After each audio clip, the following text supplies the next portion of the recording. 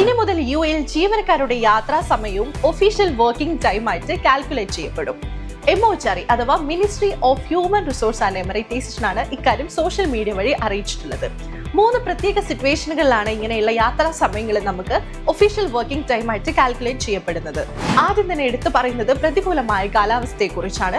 അടുത്തതായി പറയുന്നത് ഗതാഗത തടസ്സം നേരിടുന്ന സമയത്ത്, അതുപോലെ നമ്മൾ സഞ്ചരിച്ചു കൊണ്ടിരിക്കുന്ന വാഹനത്തിന് വല്ല കേടുപാടുകൾ സംഭവിക്കുന്ന സമയത്ത്. ഇങ്ങനെ 3 കാര്യമാണ് MOHRE എടുത്തു പറയുന്നത്. ഇപ്പൊ പ്രതികൂലമായ കാലാവസ്ഥ ഒക്കെ ഉള്ള സമയത്താണെങ്കിൽ നമുക്ക് വിചാരിച്ച പോലെ കറക്റ്റ് ടൈമിന് ഡ്യൂട്ടിക്ക് എത്താൻ പറ്റൂല.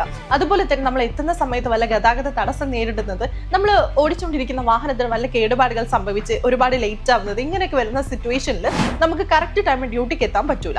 പക്ഷേ നമ്മൾ എംപ്ലോയറും എംപ്ലോയും തമ്മിൽ മുന്നേ ഒരു കോൺട്രാക്ട് വേണം. ഇങ്ങനെ ലേറ്റ് ആയി വരുന്ന സമയത്ത് ഇങ്ങനെ ഒഫീഷ്യൽ വർക്കിംഗ് ടൈം ആയിട്ട് എൻ്റെ യാത്രാ സമയം ഇങ്ങനെ കാൽക്കുലേറ്റ് ചെയ്യണം എന്നുള്ള കാര്യത്തിൽ ഒരു കോൺട്രാക്ട് ഉണ്ടെങ്കിൽ നമുക്കിത് നിയമപരമായിട്ട് മുന്നോട്ട് പോകാൻ പറ്റിയ സംഭവമാണെന്നാണ് MOHRE അറിയിച്ചിട്ടുള്ളത്.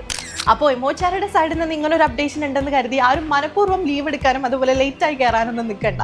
മാക്സിമം കറക്റ്റ് ടൈമിൽ തന്നെ ഡ്യൂട്ടിക്ക് കയറാൻ നോക്കുക. For more updates stay tuned.